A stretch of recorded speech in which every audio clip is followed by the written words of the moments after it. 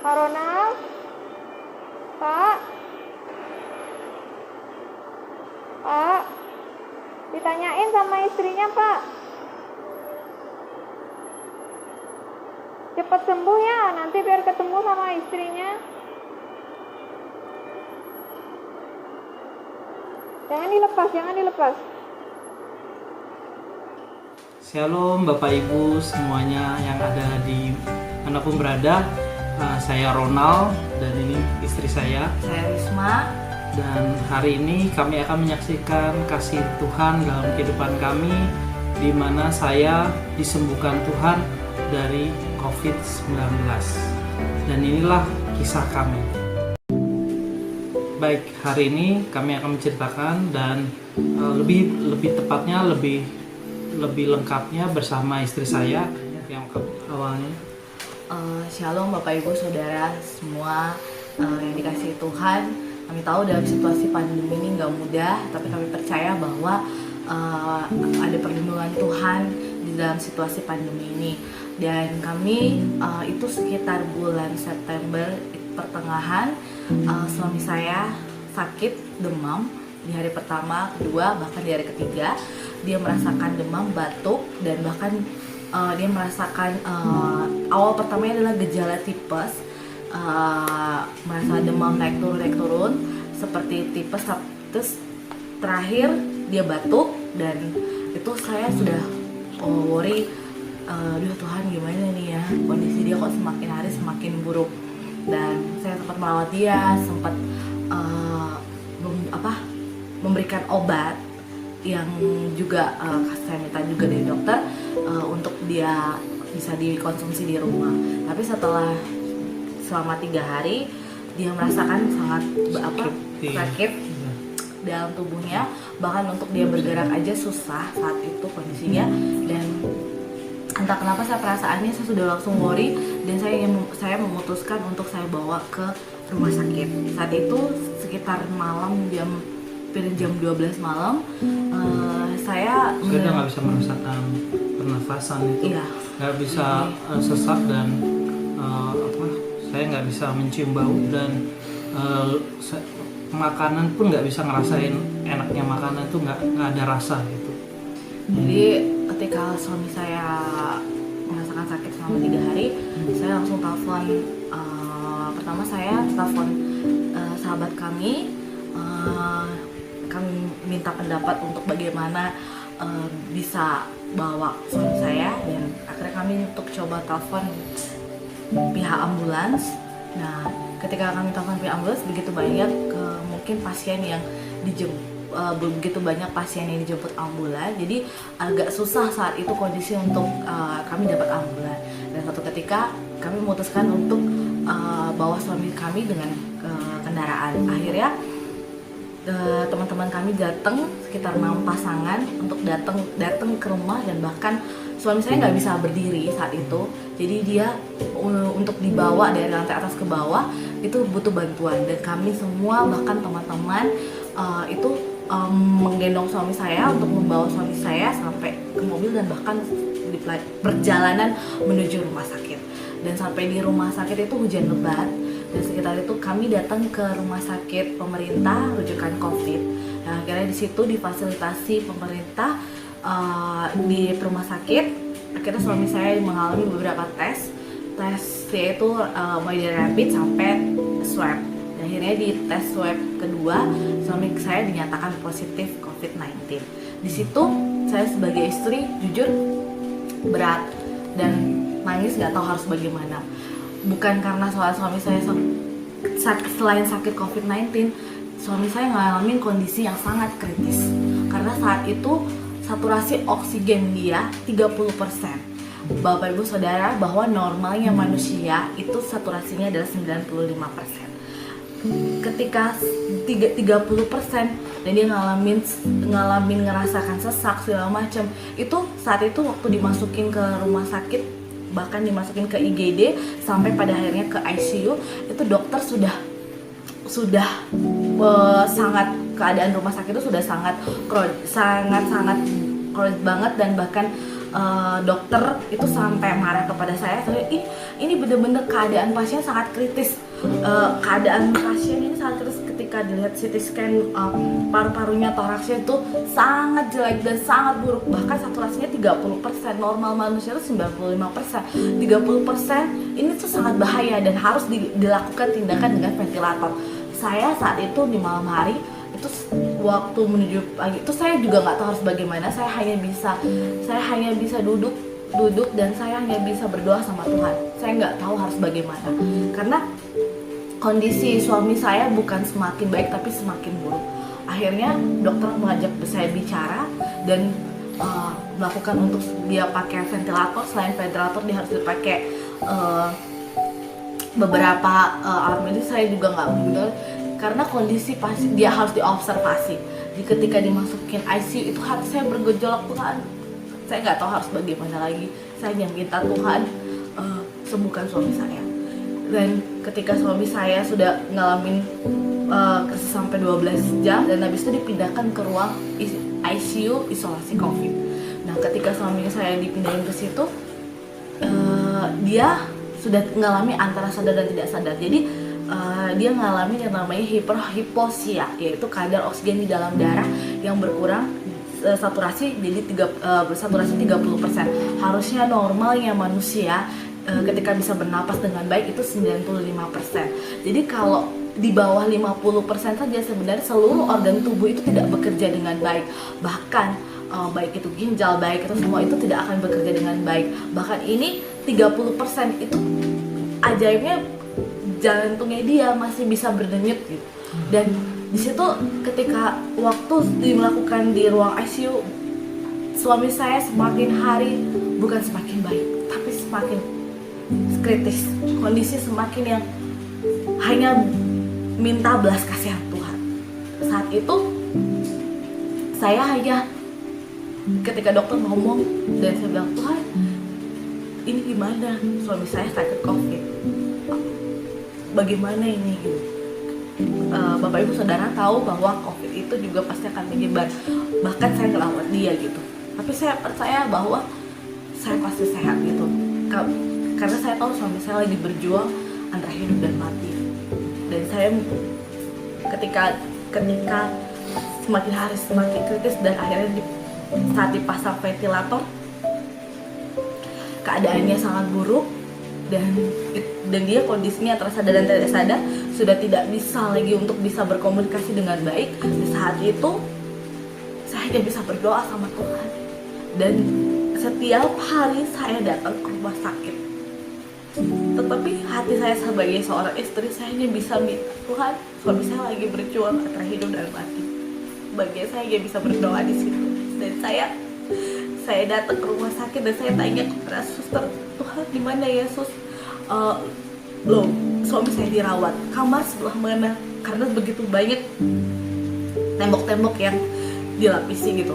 Tapi di situ saya hanya bisa duduk dan saya hanya bisa duduk berlutut. Saya minta belas kasihan Tuhan, saya minta belas kasihan-Mu di tempat ini, bukan karena suami saya, tapi saya minta buat setiap orang yang berjuang di rumah sakit ini, Tuhan. Akhirnya saya percaya one day suami saya pasti sembuh Tuhan, pasti sembuh. Kami tahu COVID ini nggak ada obatnya, nggak ada vaksinnya, tapi saya percaya ada kuasa Tuhan di situ. Bahkan setiap kali saya datang, saya tanya suster dan suster bilang, belum ada kemajuan, dan perlu dilakukan tindakan plasma darah. Bapak ibu saudara, itu orang yang sudah ex-COVID, embrionya diambil dan untuk dimasukkan dan transfusikan ke suami saya untuk menaikkan antibodinya. Jadi karena tidak ada obatnya, jadi hanya dilakukan seperti itu untuk membantu, dan itu juga belum tentu Bapak Ibu Saudara sampai dia bisa menaikkan saturasi oksigennya dia gitu. Waktu itu saya ketika dibilang harus mencari plasma darah, saya nggak tahu harus gimana. Saya bisa hanya berdoa, dan saya bersyukur banyak sekali rekan-rekan dan banyak sekali orang-orang yang membantu, yang menyumbangkan, bahkan datang ke PMI untuk memberikan plasma darah ke suami saya. Saya hanya bisa berterima kasih sama Tuhan. Dan setelah dilakukan plasma darah, menunggu saturasinya dia naik, saya hanya bisa berdoa. Saya hanya bilang, Tuhan, saya minta belas kasihan-Mu, saya minta Tuhan kesembuhan-Mu. Aku percaya suamiku akan menang atas maut, dan aku percaya Tuhan akan menyembuhkan dia gitu. Terima kasih buat setiap perawat dan dokter yang udah merawat suami saya. Ketika itu perawat WA saya, Bu, Bapak mau bicara. Di situ saya kaget, dan suami saya bisa ciuman, bisa ngobrol walaupun keadaan dia masih pakai ventilator, dan walaupun keadaan masih dalam keadaan yang saturasi masih belum naik yang masih belum naik yang maksimal gitu. Tapi saya melihat di situ kuasa Tuhan dinyatakan. Saya melihat bagaimana Tuhan menolong suami saya gitu.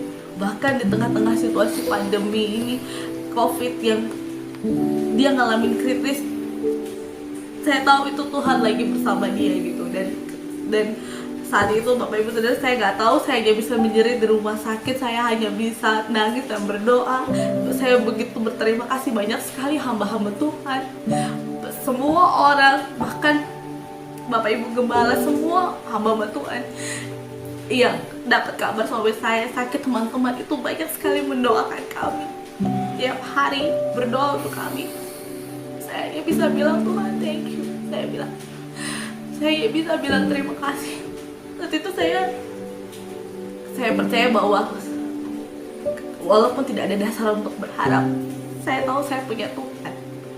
Dan untuk selama dia ngalamin sakit, selama dia ngalamin ini, Bapak Ibu Saudara, suami saya ngalamin perjumpaan dengan Tuhan. Jadi Bapak Ibu, saya menyaksikan kasih kebaikan Tuhan buat Bapak Ibu. Di tengah-tengah saya dalam keadaan koma, saya merasakan tubuh saya itu melayang dari atas tempat tidur.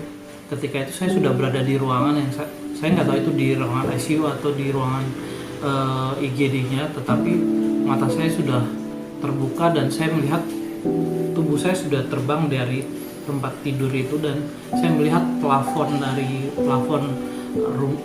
ruangan itu terang, dan tiba-tiba tubuh saya naik ke atas, dan saya melihat saya melayang dan naik ke atas dan masuk dalam terangnya plafon itu. Lalu Bapak Ibu, saya tiba-tiba setelah saya masuk dari tempat itu, lalu saya tiba-tiba berada di sebuah taman yang indah sekali. Tamannya dengan ada depan itu saya kayak berada di agak dataran tinggi ya. Terus saya melihat pepohonan yang hijau yang aneh dan unik ya. Saya nggak pernah melihatnya di bumi. Dan itu ada danau kecil. Terus saya lihat ada aliran air dari langit, ada warna kebiruan, ada warna keunguan seperti aurora ya. Terus saya melihat galaksi yang terang sekali di atas langit itu, dan saya melihat taman yang begitu indah di kiri kanan, dan saya melihat ada pohon di sebelah saya, saya lihat buahnya warna kuning kemerah-merahan, dan pohonnya saya juga nggak tahu nama pohon itu apa, tapi beda sekali dengan yang saya lihat. Saya belum pernah melihatnya.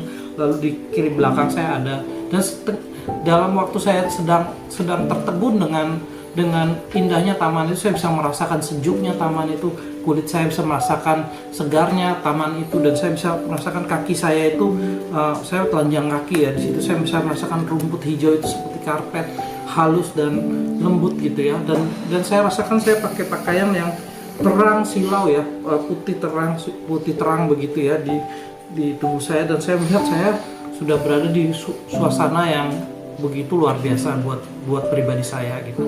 Saya mendengar ada yang memanggil nama saya, Ronald, anakku gitu. Jadi aku lihat, siapa yang manggil saya ya? Terus dari balik pohon sebelah kanan saya melihat langsung ada pribadi yang lari, badannya besar, saya cuma setengah badannya dia lari, dia mukanya terang sekali, dan matanya itu saya lihat kayak petir, terus silau terang. Dia pakai baju putih, dan terus dia pakai selendang warna merah ya, ke ininya, ke yang melilit gitu ya. Terus saya lihat dia berlari mengejar saya. Dia berlari mengejar saya. Saya lihat gini, tapi saya nggak takut. Saya merasa damai. Saya merasa tenang. Semakin dia dekat, saya merasa tenang. Saya kayak merasa, wah, ini sesuatu yang berbeda. Seperti saya kenal pribadi ini. Ketika dia datang, dia berlutut karena dia besar ya. Dia berlutut dengan lutut satu ke sebelah kanan, terus dia peluk saya begini. Saya kepala saya sudah di sini. Lalu saya ngerasain pas saya dipeluk, aduh, ada energi yang masuk dalam tubuh saya. Tiba-tiba tubuh saya itu bergetar ya, gemeteran. Aduh, tiba-tiba saya menangis. Saya kok ngerasain sesuatu yang luar biasa, sukacita. Hati saya penuh dan damai sekali yang nggak pernah saya rasakan sebelumnya. Ketika saya dipeluk itu, saya merasakan kedahsyatan yang luar biasa dalam hidup saya. Di situ saya tahu saya dipeluk Tuhan saat itu. Jadi Bapak Ibu, ketika saya dipeluk sama Tuhan, tiba-tiba saya melihat sebuah penglihatan. Saya melihat seperti saya berada di suasana itu, dan saya melihat di depan saya ada saya sendiri. Saya waktu masih lahir, saya masih baby, saya sampai kecil TK, SD, SMP, bahkan sampai kuliah, sampai menikah dengan istri saya. Bahkan sampai saya di ruangan ICU, saya melihat diri saya, ada Tuhan di samping saya. Saya melihat Tuhan lagi pegang dada saya waktu pas di ruangan ICU itu. Dia pegang dada saya seperti ini, dan dia di samping saya. Nah, saya melihat dari waktu saya masih kecil, ketika saya latihan naik sepeda, saya nggak tahu ternyata saya diselamatkan Tuhan saat itu, karena ada batu kerikil, karena jalan rumah saya itu masih berbatu-batu, tapi ada beberapa batu yang Tuhan tiup. Terus ketika saya belajar, dia tiup sehingga batu-batu itu minggir tanpa saya tahu. Ternyata saya diselamatkan Tuhan. Kalau tidak, saya mungkin jatuh dan saya kena batu besar di sawah, di samping sawah itu, dan mengantuk kepada kepala saya. Dan saya mungkin saat itu bisa gegar otak ataupun saya bisa meninggal di tempat. Tapi di situ saya lihat Tuhan tolong saya. Mulai SD, terus saya pernah diusir sama bapak saya waktu pas malam jam 2 pagi. Saya lari, saya bingung, terus saya bingung cari di mana, karena jam 2 pagi itu saya nggak berani masuk ke rumah orang kan gitu. Jadi saya jalan kaki dan saya menemukan kuburan. Di samping kuburan ada sanggah gitu ya, sanggahnya orang Bali. Saya tidur di situ karena hangat. Saya tidur di situ dengan pakai sendal saya sebagai bantal tidur saya. Dan pada waktu itu dari tembok kuburan itu ada ular. Saya lihat ada ular itu masuk kuburan itu, masuk ke sanggah itu dan mau menggigit saya. Dan dia 2 meter, warnanya hijau gelap, lalu ada kuning di tubuhnya itu, dan matanya merah. Waktu dia lagi mendekati saya begini, lalu Tuhan hadir. Tuhan hardik dia, pergi.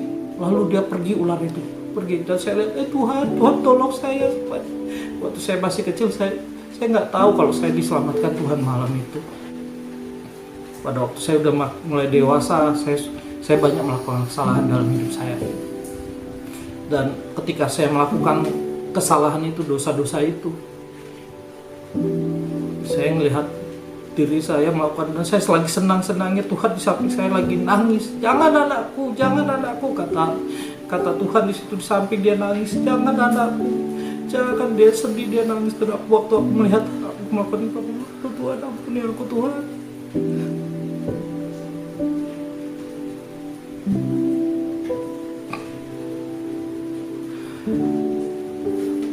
Ampuni aku Tuhan Yesus, ampuni aku. Waktu itu saya malu dan saya bilang, ampuni saya Tuhan.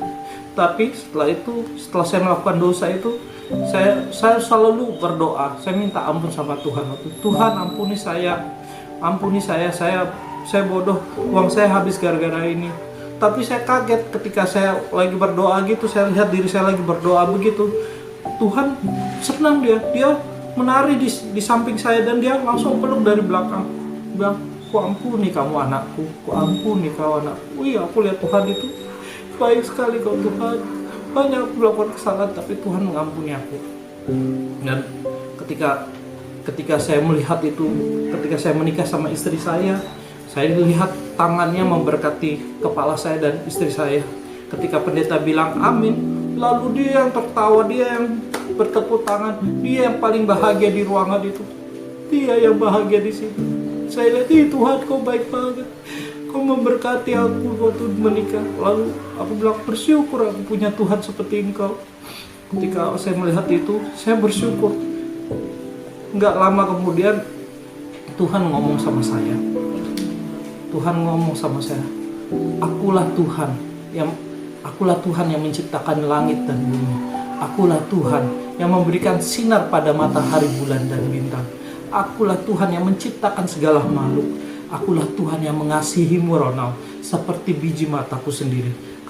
Katanya Tuhan itu. Ketika dia ngomong itu, Bapak Ibu Saudara, saya nangis. Saya bilang, tiba-tiba roh saya ngomong begini, saya ngomong gini. Mulut saya tiba-tiba saya tidak ngomong Tuhan Yesus, saya tidak ngomong Tuhan, tidak ngomong Allah, Elohim, Yahweh, saya tidak ngomong itu. Roh saya ngomong, iya Bapak, iya Bapak, aku percaya. Saya bilang gitu. Ternyata panggilan dia di sana Bapak, Abah Bapak. Ronald, kesempatan adalah hak istimewaku. Dan hidup dan mati manusia ada di tanganku. Aku banyak memberikan kesempatan untuk orang hidup, untuk mengenal siapa aku. Aku yang disebut orang Yesus Kristus. Akulah yang disebut orang juru selamat. Akulah jalan terang dan hidup. Akulah dia. Aku juga memberikan kesempatan kepada anak-anak untuk percaya. Dan aku memberi satu kesempatan dalam hidup mereka, yaitu doa. Karena disitulah aku mendengar dan menjawab, kata Bapak di situ. Lalu aku, oh iya Bapak, terima kasih Bapak. Saya bilang begitu. Nah Ronald, kamu jangan sombong. Ketika kamu sombong dalam hidup kamu gak akan bisa mendengar suaraku. Ketika kamu rendah hati dalam firman-Ku, kamu sebesar apapun dentuman ledakan masalah dalam hidup kamu akan mengerti rencanaku, kamu akan mengerti jalan-jalanku, kata Bapak begitu. Langsung ketika Bapak ngomong itu, aku langsung itu, makasih Bapak, kau mengasihi aku Bapak.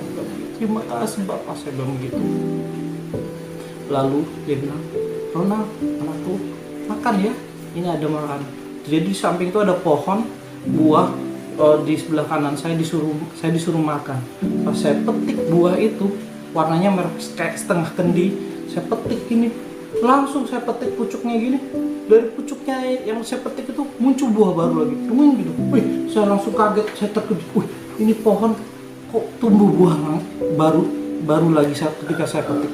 Lalu saya makan Bapak Ibu buah itu. Waduh, segar sekali buah itu, sampai airnya itu mengalir di dagu saya sampai di tenggorokan saya. Aduh Bapak, terima kasih Bapak, terima kasih, saya bilang itu. Terima kasih. Di situ Bapak Ibu, saya menyaksikan kasih kebaikan Tuhan. Ketika saya makan itu saya rasa segar sekali. Terus tiba-tiba Bapak bilang begini, seperti itulah anakku, aku ingin hidup kamu berbuah, manis, segar, dan berkenan di hatiku. Ketika Bapak ngomong begitu, saya langsung gini, iya Bapak, aku mau, aku bilang gitu. Dan di situ saya merasakan sukacita bersama Bapak di situ. Lalu Bapak bilang begini, anakku, aku minta tolong ya sama kamu. Dia bilang minta tolong. Aku ingin kamu menjadi saksiku. Karena ini tempat hanya persinggahan buat kamu. Kamu kembali ya. Ketika Bapak bilang begitu, aku harus minta, Bapak, aku nggak mau balik Pak. Aku mau bersama engkau di sini selamanya, saya bilang begitu. Karena benar Bapak Ibu, ketika sudah bersama Bapak, kita nggak akan mau balik. Karena saya merasakan, waduh, begitu luar biasa tempat itu, begitu dahsyatnya Tuhan saya dan Bapak di surga itu ya. Bapak di surga bilang begini, anakku, masih banyak ku dengar anak-anakku berdoa, bahkan istri kamu, tapi rencanaku belum selesai pada kamu. Kamu jangan khawatir, akan kucukupkan hidup kamu, asal kamu mau menjadi saksiku. Akulah, ya, aku ingin mereka semua selamat. Aku mau orang-orang mengenal aku. Aku ingin mereka hidup di dalam keselamatan. Aku nggak mau mereka hidup dalam hukum dosa. Karena aku telah menebus mereka di kayu salib. Aku telah menyelamatkan mereka. Aku ingin mereka bahagia, kata Bapak. Di situ ketika aku aku mendengar suara perkataan begitu, senang sekali aku melihat Bapak itu benar-benar kasih. Dia adalah kasih, dia adalah Tuhan. Dan saya bilang, iya Bapak, saya mau. Ketika saya bilang begitu, Bapak bilang ini, terima kasih anakku. Lalu tiba-tiba badan saya kayak ditarik dari belakang. Tiba-tiba saya sudah jatuh dari plafon itu, masuk ke dalam tubuh saya lagi, dan saya langsung saya melihat keadaan saya sudah bangun, dan saya langsung lihat ruangan itu, dan saya rasakan sakit kepala saya, sakit kaki saya merasakan ada banyak kabel di tubuh saya, dan saya rasakan dinginnya AC di ruangan ICU itu ya. Lalu saya lihat suster, saya panggil suster, saya bilang, lalu mereka datang, mereka ya gimana Pak Ronald? Saya bilang, Tuhan Yesus, saya bilang itu. Saya bilang, saya disembuhkan Tuhan Yesus, saya bilang begitu. Terus selang berapa minggu, selang saya di ventilator saya dilepas, dan suara saya masih gak bisa bersuara dulu. Tapi setelah bersuara, dokter datang pada saya bilang, Bapak Ronald ini bisa hidup mujizat. Jarang orang bisa, bahkan orang gak bisa di 30% saturasi oksigennya bisa hidup. Di bawah 50% sudah lewat. Kami pikir kami sudah gak lihat Bapak. Saya bilang sama dokter ini, Tuhan Yesus yang sembuhkan saya. Tuhan Yesus yang sembuhkan orang-orang yang sakit di sini, saya bilang. Tuhan Yesus yang luar biasa, saya bilang gitu. Terus saya disuruh tidur. Iya Pak, Bapak tidur. Saya di situ saya bersaksi kasih kebaikan Tuhan. Dan saya bersyukur karena pelayanan mereka juga, mereka baik-baik semua di rumah sakit itu. Saya berdoa buat semua suster-suster, perawat-perawat, bahkan dokter-dokter yang sudah di garda depan ya. Terima kasih. Kalau yang melihat ini, yang menonton, yang telah merawat saya terima kasih ya. Terima kasih sudah merawat saya dan menolong saya juga. Terima kasih juga untuk mereka yang sudah bekerja jauh dari keluarganya untuk merawat orang-orang sakit COVID-19 seperti saya. Terima kasih. Di tengah-tengah saya lagi sakit itu, saya melihat beberapa ada yang dipanggil Tuhan. Saya melihat ada yang keluar, dan saya bilang, saya ingat lalu firman Tuhan bahwa ada firman Tuhan, walau 1000 rebah di sisi kanan, 10.000 di sisi kiri, itu tidak menimpaku, aku hanya menonton. Aku ingat Mazmur 91, dan aku percaya Tuhan menjadi pembela aku. Terima kasih. Demikianlah kesaksian kami, Bapak Ibu Saudara sekalian. Semoga ini bisa menjadi berkat buat Bapak dan Ibu Saudara sekalian. Terima kasih Bu. Kami berdua ucapkan buat setiap orang yang sudah berdoa buat kami, yang sudah mendukung kami dan support kami. Kami mengucapkan banyak terima kasih, dan juga buat seluruh tim medis yang sudah merawat suami saya dan juga membantu kami, dan bahkan kami mengucapkan terima kasih. Kami berdoa biar setiap orang yang saat ini mengalami sakit, Tuhan, biarlah Tuhan yang menjamah, Tuhan yang menyembuhkan. Terima kasih buat semuanya, biarlah ini kesaksian ini boleh jadi berkat buat setiap orang ya, biarlah nama Tuhan dipermuliakan ya. Dan juga dari saya pribadi, bahwa apapun masalah keadaan kita hari-hari ini, di tengah-tengah pandemik, di tengah-tengah COVID-19, banyak orang berkata, di mana Tuhan? Tetapi Tuhan ada di samping kita. Dia yang dikatakan Immanuel, Dia ada bersama kita. Kita kadang meremehkan doa, tetapi ketika kita berdoa, Dia menjawab. Di situ saya mengerti bahwa doa orang yang benar besar kuasanya. Bapak Ibu, apapun masalah kita hari-hari ini, tetaplah berdoa. Tetaplah berharap kepada satu nama yang dahsyat, namanya Tuhan Yesus Kristus. Dia menjadi Tuhan dan Juru Selamat atas hidup kita. Dia yang telah mati di kayu salib untuk menebus dosa-dosa kita. Dia juga Tuhan yang sama, yang memberikan keajaiban dalam hidup kita hari-hari ini. Dan saya keluarga dicukupkan oleh Tuhan hari-hari ini, oleh karena kasih kebaikan Dia. Kami bersaksi karena Dia sungguh baik. Bapak Ibu, saya berharap Bapak Ibu juga percaya, dan saya berharap Tuhan menyentuh hati Bapak Ibu dimanapun Bapak Ibu berada hari ini Tuhan tidak pernah jauh. Dan percayalah, hidup itu adalah kesempatan. Hidup itu haruslah bahagia, karena Tuhan ingin kita bahagia. Sayangku, aduh puji Tuhan udah keluar. Katakan haleluya. Haleluya. Tuhan Yesus baik. Tuhan Yesus baik. Hei, semangat sayang. Puji Tuhan. Aku sembuh. Aku sembuh. Aku disembuhkan.